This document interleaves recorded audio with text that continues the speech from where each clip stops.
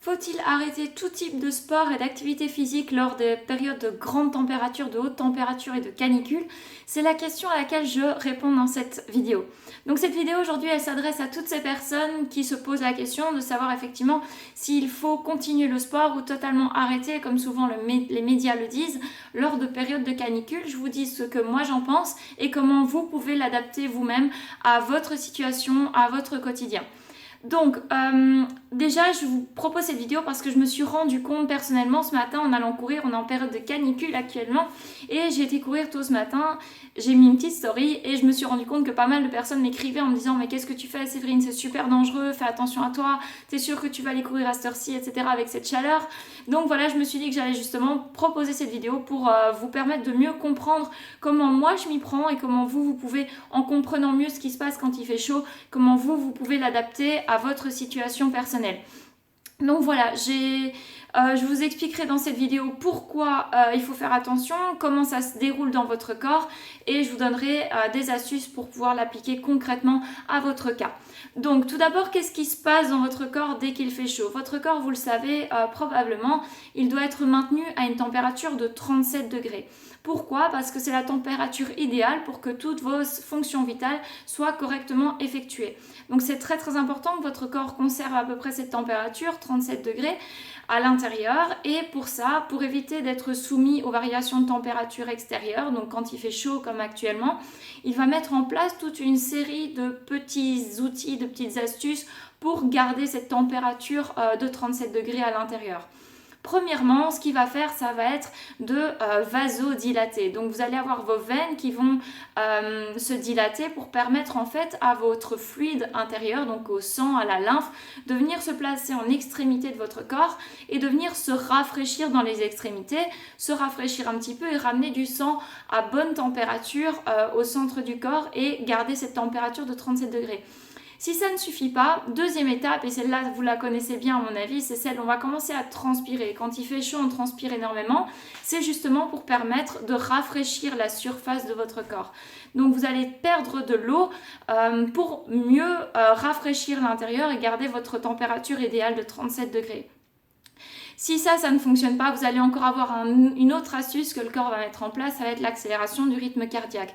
Vous avez déjà probablement remarqué quand vous allez dans un sauna, dans un hammam, quand vous allez vraiment dans des températures très très importantes, vous avez le cœur qui bat beaucoup plus vite. Pourquoi? Parce que ça va permettre du coup à votre sang d'être envoyé plus rapidement vers vos extrémités et justement de venir ramener du sang frais à l'intérieur. Donc voilà les trois procédés que votre corps utilise pour se rafraîchir et il y a effectivement des risques liés à ça. Le principal risque, c'est celui dont tout le monde vous parle, ça va être le risque de déshydratation. Donc il s'agit de bien s'hydrater. Si vous êtes en bonne santé, si vous apportez dans votre alimentation ou dans votre hydratation un petit peu de sel et de sucre, normalement vous pourriez survivre correctement à la chaleur. C'est pour ça que le corps s'adapte justement pour que vous puissiez être en bonne santé.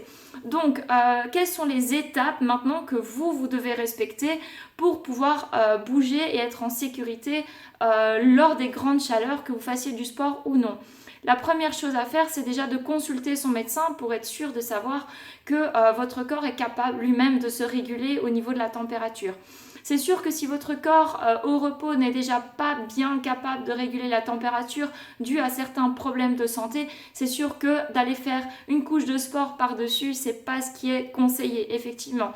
Maintenant, si votre médecin est d'accord et que ce soit fait de manière modérée, que ce soit fait de manière intelligente, si vous n'avez pas de problème de santé pour réguler la température de votre corps, moi ce que je vous recommande, c'est de pouvoir continuer l'activité physique, même l'activité sportive si vous le désirez, mais de le faire intelligemment avec plusieurs astuces que je vous donne maintenant. La première astuce, ça va être d'essayer d'aller vous entraîner, d'aller faire votre sport ou votre activité physique dans un endroit où il fait frais.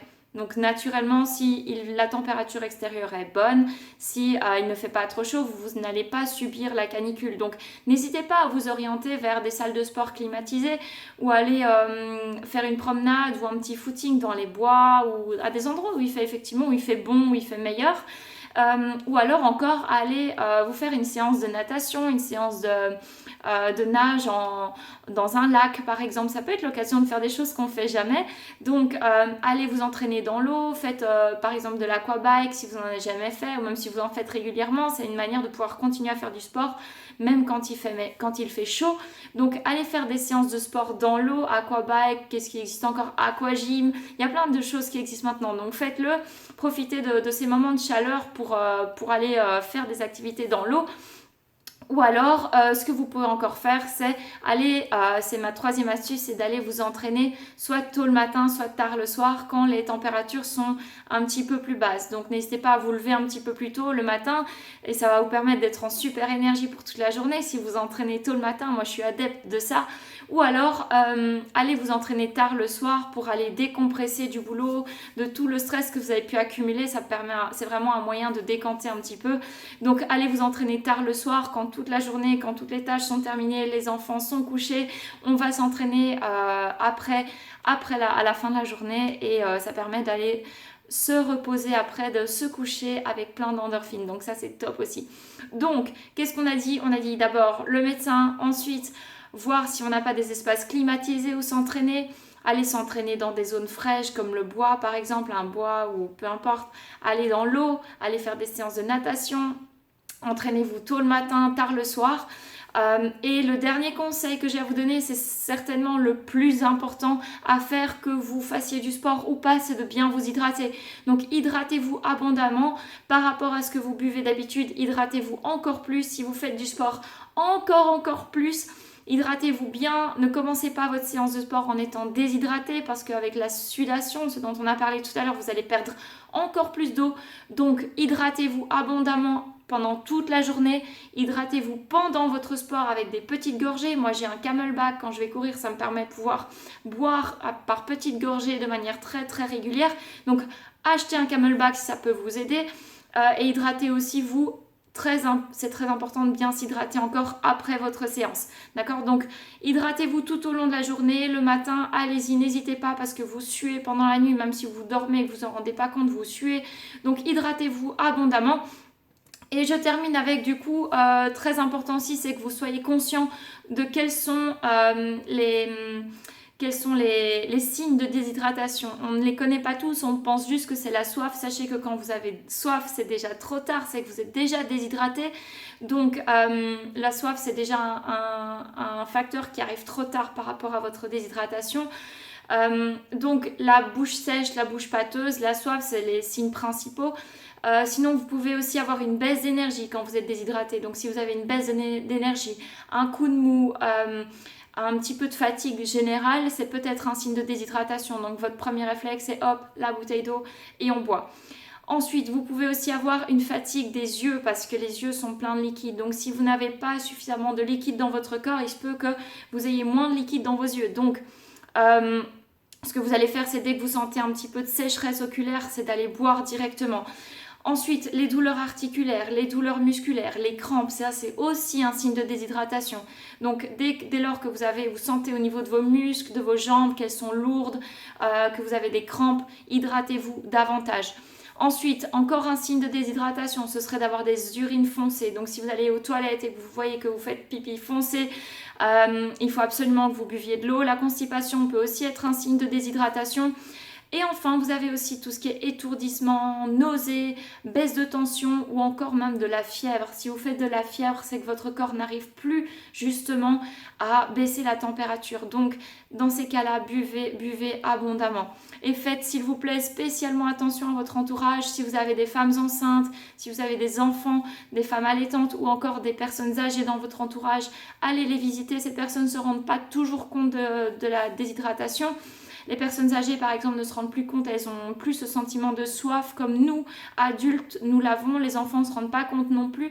Donc, les enfants, les personnes âgées, forcez-les à boire davantage et faites attention aux femmes enceintes et aux femmes allaitantes. Voilà, c'était mes conseils de la journée par temps de canicule pour pouvoir encore faire du sport. Je vous ai donné plein d'astuces comme d'aller vous entraîner dans zones fraîches, de boire davantage pour pouvoir continuer à faire du sport, même si c'est une promenade, même si c'est une marche rapide, continuez à bouger, c'est important. Et surtout, écoutez-vous au moindre signe de déshydratation, calmez le jeu, rentrez et hydratez-vous. Je vous souhaite une excellente journée. Si vous êtes encore là avec moi aujourd'hui, c'est que ça vous intéresse tous mes petits conseils. Donc si vous avez besoin d'accompagnement spécifique par rapport à un objectif que vous avez, n'hésitez pas à cliquer sur le lien soit en bas de la vidéo si vous me suivez sur YouTube ou sur Facebook, ou alors dans ma biographie sur Insta. N'hésitez pas à cliquer sur le lien et à prendre un rendez-vous de coaching gratuit avec moi.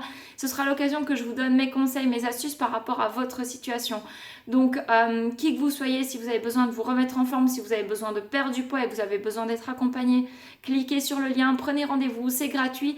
Je vous appellerai au moment où vous prenez rendez-vous et du coup vous allez pouvoir bénéficier de tous mes conseils, tous mes astuces et mon accompagnement pour pouvoir atteindre vos objectifs de manière durable. Donc voilà, passez une excellente journée et je vous dis à bientôt. Salut!